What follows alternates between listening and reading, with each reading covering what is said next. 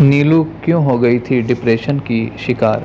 क्या बात है मुन्नी, पीली पीली सी लग रही हो? बीमार थी क्या? भाभी की माँ ने बड़े स्नेह से सिर पर हाथ रखकर मेरा हालचाल पूछा तो मन भीग सा गया। कोई आपके स्वास्थ्य की इतनी चिंता करे तो अच्छा लगता ही है। अपने खाने पीने का ख्याल रखा करो बेटा, औरत घर की धुरी होती है। वही अगर बीमार पड़ जाए तो पूरा घर अस्त व्यस्त हो जाता है। जी आंटी जी, तबीयत थोड़ी ठीक नहीं थी। पहले वायरल हो गया था, उसके बाद खांसी ने जकड़ लिया। आप सुनाइए, कैसे चल रहा है? घर में सब ठीक ठाक है ना?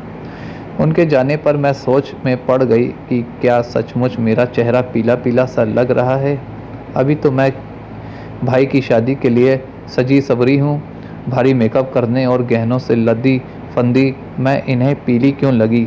क्या मेकअप ने भी मेरा पीला रंग नहीं छिपाया?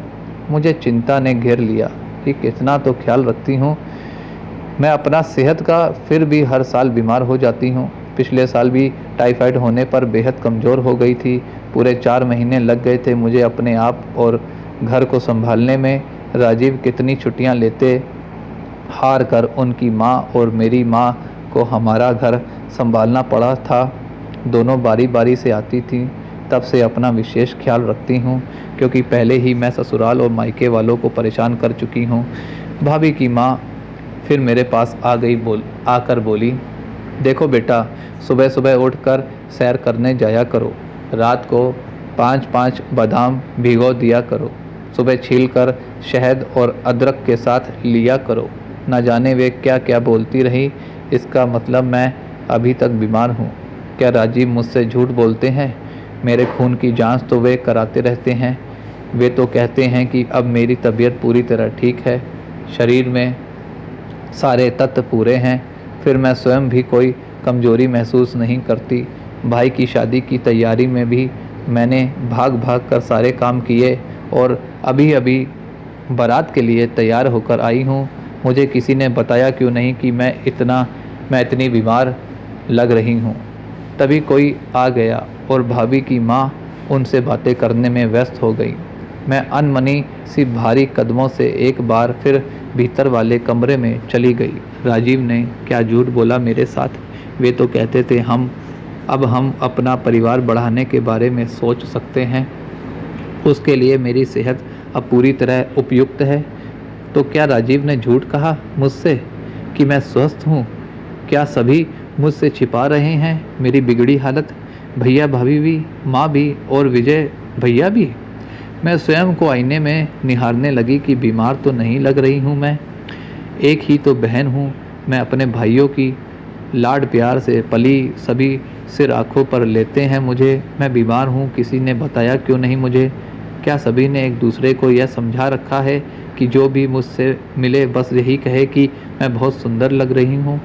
अभी बाहर कार से जब मैं निकली तब दिल्ली वाले मौसा जी मिल गए। मुझे देखकर कितने खुश हुए थे। अरे वाह, आज तो हमारी बच्ची बहुत सुंदर लग रही है, जीती रहो। अगर मैं बीमार लग रही होती तो क्या मौसा जी बताते नहीं? राजीव तो बार बार तारीफ़ करते ही हैं मेरी, परंतु उन पर अब क्या भरोसा करूं? सवाल यह नहीं है मैं कैसी लग रही हूं, सवाल यह है कि क्या मैं अब भी बीमार ही हूं? नीलू जरा इधर आना तो।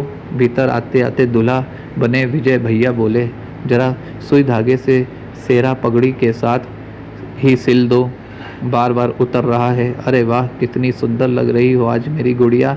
कुछ पलों को विजय भैया अपना सेहरा संभालते कुछ पलों को विजय भैया अपना सेहरा संभालना भूल से गए।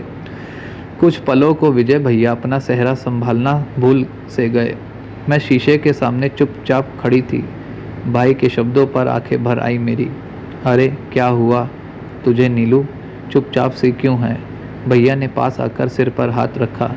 क्या मैं अभी भी बीमार लगती हूँ विजय भैया? मैंने पूछा। नहीं तो किसने कहा तुम बीमार हो? जब थी तब थी, अब तो ठीक हो। क्या तुम्हें स्वयं पता नहीं चलता? भाग दौड़ कर सारे काम कर रही हो, क्या बीमार महसूस करती हो? मैं चुपचाप सुई धागा लाकर भैया का सेहरा पगड़ी के साथ सिलने लगी। तभी वहाँ राजीव और विजय भैया के मित्र आ गए। यह भाभी की माँ की बुरी आदत है। विजय की जिस पर भी प्यार आ रहा है उसी की सेहत खराब करती जा रही हैं। बाहर मुझे मिली तो कहने लगी, मैं बहुत बीमार लग रहा हूँ, रंग पीला पड़ गया है, हटो जरा। सामने से मैं देखूं तो कहाँ से पीला नीला लग रहा हूँ मैं, कह विजय भैया को एक तरफ कर राजीव भी शीशे में स्वयं को गौर से देखने लगे। फिर बोले, यार अच्छा भला तो हूँ मैं, पिछले ही महीने में ने सारे कपड़े खुलवाए हैं। अगर कमज़ोर होता तो सबसे पहले कपड़े ही ढीले पड़ते हैं ना।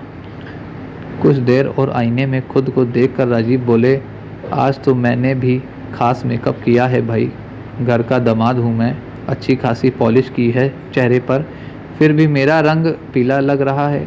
बता ना विजय, क्या सचमुच मैं बीमार लग रहा हूँ?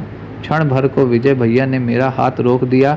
मैं भी तनिक चौंकी राजीव के शब्दों पर। हम तीनों की नज़रें मिली और फिर मिली जुली हंसे कमरे में गूंज गई। लगता है तुम दोनों से ही उन्हें खास प्यार है, क्या करे वो भी, तुम उनकी बेटी ननद हो। सुना होगा ना तुम बीमार थी, बस उसी को लक्ष्य किया होगा। मुझे भी जब मिलती हैं यही कहती हैं, क्या बात है विजय, बीमार हो क्या? तबीयत तो ठीक है ना? बड़े कमज़ोर लग रहे हो। हंसी में उड़ गया सारा तनाव। वास्तव में कुछ लोगों का प्यार करने का यही ढंग होता है। वे आपके दुश्मन नहीं होते, बस एक तरीका होता है प्यार जताने का, जबकि आपकी सेहत से भी उनका कोई लेना देना नहीं होता। वे मात्र अपने स्नेह और अपनत्व का प्रदर्शन करते हैं। यह अलग बात है मुझे जैसे बीमारी से उठकर बड़ी मेहनत करके स्वस्थ होते इंसान पर इसका विपरीत प्रभाव पड़ता है। मैं बीमार थी, अब मैं स्वस्थ होना चाहती हूँ। अगर वे मुझसे यही कह देती कि वाह नीलू, अब तुम अच्छी लग रही हो, अब कमज़ोर भी नहीं लग रही हो, शायद मेरा उत्साह बढ़ जाता और भाई की शादी की चहल पहल में भी मैं अवसाद से ना गिरती। प्यार इस तरह क्यों व्यक्त किया जाए कि जिससे प्यार किया जा रहा हो उस पर नकारात्मक प्रभाव पड़े और वह राजीव और मेरी तरह पागल होने लगे। आज के व्यस्त जीवन में जीवन ही कहाँ रह गया है, मशीन की तरह काम करते हैं हम पति पत्नी, हंसने के लिए भी समय नहीं, खुश है कि नहीं यह भी पता नहीं चलता, मानो हंसना भी एक मशीनी किया है। हंस दिया तो हंस दिया, ना तो ना सही। आज दिल से सज धज कर भाई की बारात के लिए तैयार हुई तो उनके प्यार ने सब फीका कर दिया। प्यार कहाँ रहा, वह तो गाली बन गया। भाई अच्छे भले इंसान से अलग इस तरह प्यार किया जाएगा तो उस पर मुझ जैसे इंसान वाला भी प्रभाव पड़ेगा ना। बारात चल पड़ी। खासी गर्मजोशी थी जब बारात चल पड़ी। खासी गर्मजोशी थी हम सब में। लड़की वालों के घर पहुँचे, जयमाला की रस्म होने लगी, दुल्हन से मिलने लगे सब। क्या बात है बेटा, बड़ी कमज़ोर लग रही हो, तबीयत ठीक नहीं थी क्या? यह सुनाई दिया। मुड़कर देखा, भाभी की माँ दुल्हन से प्यार से पूछ रही थी। राजीव और विजय मेरी तरफ देख मुस्कुराने लगे, मगर दुल्हन के चेहरे पर वही भाव जो कुछ समय पहले मेरे और राजीव के चेहरे पर थे।